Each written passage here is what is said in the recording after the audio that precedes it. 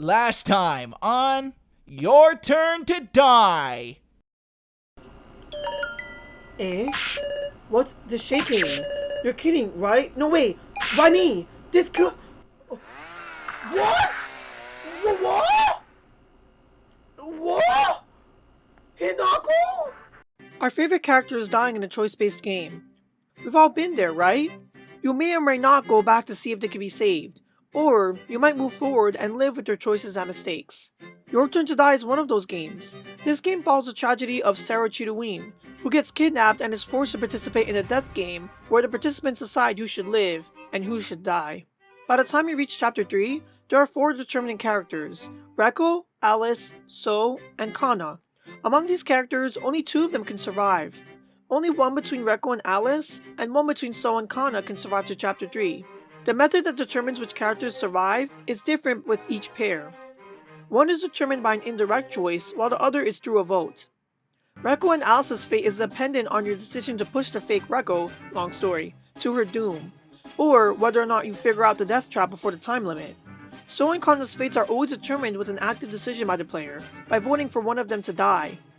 I ended with Alice and Kana because I failed to complete the final attraction in time, and while I felt bad for So, I couldn't let Kana die. In the past, I've seen players go back for their preferred character between Reko and Alice. After all, at the moment players don't know they are actually choosing between those characters. I've also seen players swap from saving So to Kana after seeing the ramification of saving So, getting Sara traumatized. There are 2 sides to this coin. On one hand, players are ensuring they enjoy the story to its fullest potential with the characters they like best. On the other hand, players are removing any consequences, intentional or not, on the choices they made. While I lean towards the latter side, this is not meant to bash anyone who went back to save their preferred character on their first playthrough. Anyone could do whatever they want. I'm also not placing myself on some sort of pedestal. I'm guilty of this too, particularly in Fire Emblem. Additionally, I do not intend to imply that all Your Turn to Die players do this, just some. Moving along, the characters who remain by the start of Chapter 3 are not as immersion breaking as what is to come in Chapter 3. It starts when we meet the dolls, characters who are fellow victims but died before the death game officially began. 5 of these characters can optionally die before the climax of the chapter. In each of these instances, you enter a minigame where you must use the characters available to solve a problem.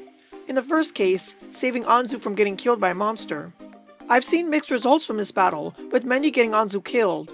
However, for the few live streamers I've watched play this part of the game, they always went back to save Anzu. Before they make that decision, their chats are filled with requests to go back and save her since her death was optional. Before I say anything more, I can see what these people might be thinking. They may not want their favorite character to die so early without their favorite creator getting a chance to know them. I can relate to this. Anzu is my favorite doll after Mai. My brother also played Your Turn to Die and never cared for Anzu, mostly because she was the only doll who died for him. Unlike every other doll, Anzu's death is at the very start of Chapter 3, and her death means knowing next to nothing about her going forward. However, going back and saving Anzu in this way sets a precedent, that you will go back if a doll dies. In my opinion, this removes the suspense and thrill that comes from these battles. There is no longer any stakes or weight to the obstructor battles if the victim will survive no matter what. With 5 of the dolls being able to die or survive by the time of the climax, players can end up with a team that feels really personalized and unique based on their gameplay.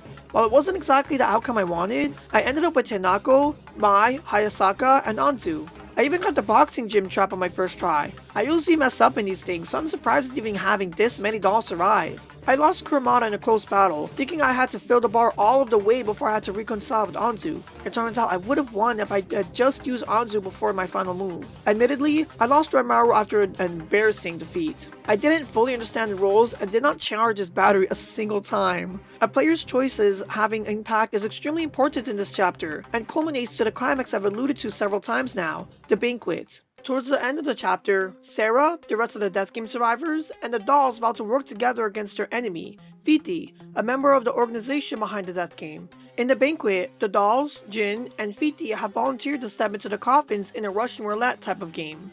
In this game, Sara and company take turns with Fiti to select a coffin to be destroyed. The whole point is for Sara and company to select Fiti before he gets a chance to kill Jin, by selecting his coffin. Of course, none of the dolls or Jin knew that their lives would be in danger, however, they have no choice but to move forward. The rest of the banquet is a tense battle where Sara and yttd choose different coffins. With a high chance of killing an ally, the situation is extremely tense. When Sara makes her first choice, either Kurumada or Hayasaka's coffins are shred to smithereens. That's right, the banquet is scripted. But you're not supposed to know that. You're supposed to believe that there is a chance for yttd to get shot. However, this is where the ramifications of the precedent will come into effect. After a doll is killed, what would stop you from going back as usual and trying to save them? The entire banquet becomes ruined when you realize it's scripted, where yttd cannot die until the end. I did not realize this, so for me, every choice was stressful. I really felt like these characters' lives are in my hands. I genuinely hope that the same was experienced by many of you. The banquet is best experienced if you believe you have agency. This is from the perspective of an average player. From the perspective of a live streamer, they may consider going back as they have done before. After all, the doll's death at the hands of the banquet was optional, right? They may be told to keep moving forward, unintentionally signaling to them that this probably would have happened regardless of their actions. Or, they could go back and try a different option, hitting yet another doll. This example is strictly hypothetical. However, I've seen a streamer ruin the banquet for themselves by testing several coffins. Seeing that from this streamer a few years ago was my inspiration to create a video on this topic. The banquet is supposed to be the most intense part of the chapter but can easily be ruined by the player removing their immersion. At this point, how could the player feel as anxious as Sara if they know they cannot reach yttd? In other words, knowing that the banquet is scripted. Unlike other counts of going back to save characters, while it may be immersion breaking and soul crushing to lose them, the negative impacts in going back to save them are not as huge as the banquet of Your Turn to Die. It sets a precedent that makes it very easy to ruin it completely. I'm going to stop here since I'm rambling, but hopefully you understand what I mean. And again, this isn't an attack on anyone who saved Anzu or anyone else after getting them killed. This is just my opinion on how players can unintentionally ruin Chapter 3 for themselves by doing stuff like that. What are your opinions on this topic? Do you agree or disagree? Let me know in the comments.